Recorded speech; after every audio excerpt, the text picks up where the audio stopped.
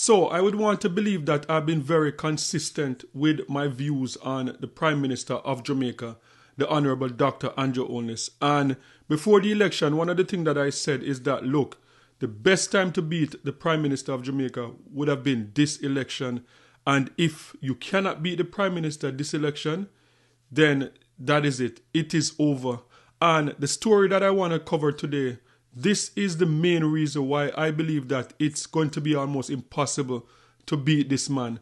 So, a few weeks ago, I saw this young lady on social media. She's a Jamaican farmer, a young Jamaican farmer, which is very rare to see like a young woman in farming in a day and age where a lot of people in Jamaica don't want to do farming.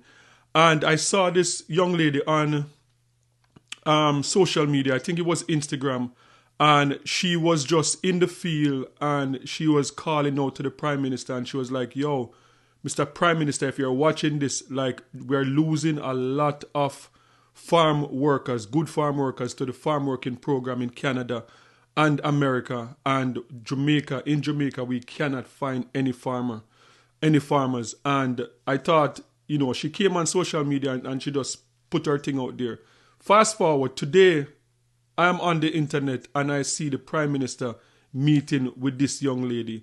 And these are some of the things that I'm seeing the Prime Minister doing. I talk about his social media game being like top tier. The only person that can come close to the Prime Minister in terms of a politician with a strong social media game is Lisa Anna, or was Lisa Anna before she left the People's National Party.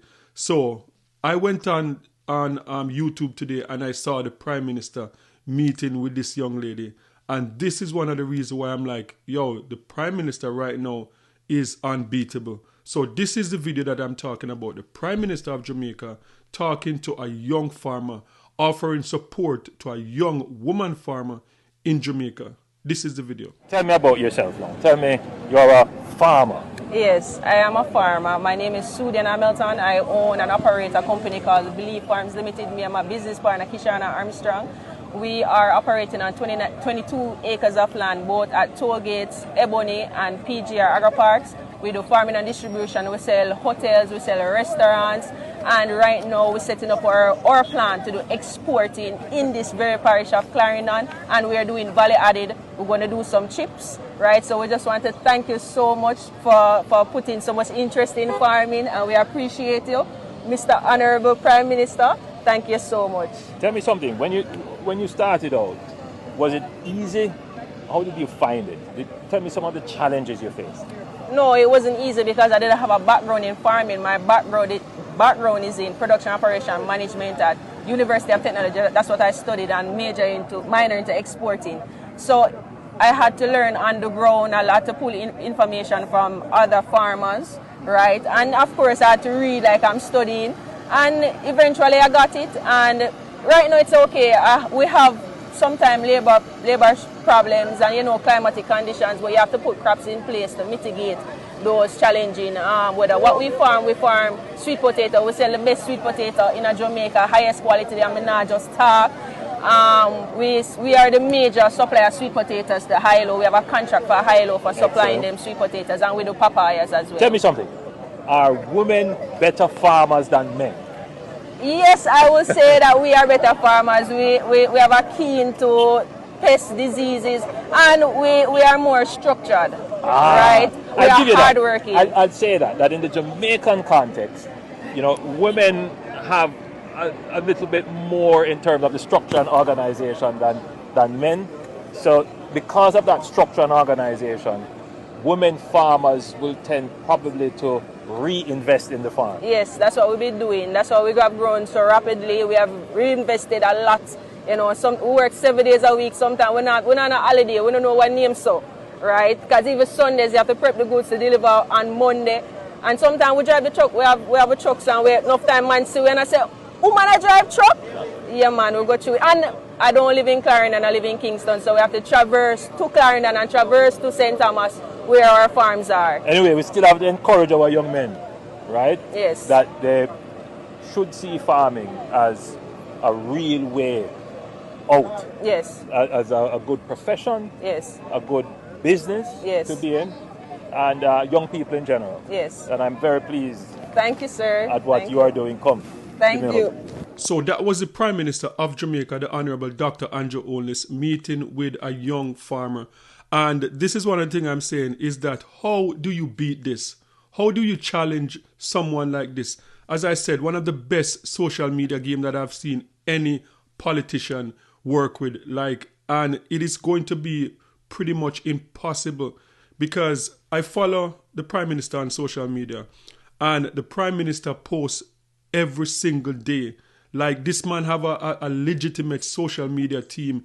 Even when he was at the United Nations General Assembly and you see like the footage, I'm like, this is almost like a movie footage. You see the man walking in the streets of New York, going through the United Nations building, and every move, the sound effects, every little thing that you see the Prime Minister does. And you go across the Caribbean, you go across the world, and you don't see any leader with a social media game.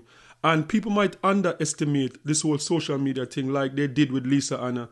Like a lot of people used to say like every day Lisa Anna just post things.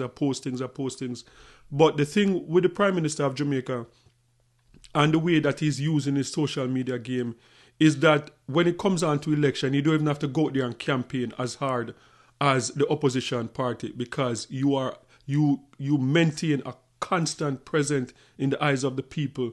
And the Prime Minister have a lot of following on his social media also. So I don't know. And the thing also, just to see the Prime Minister in real time connecting with the people.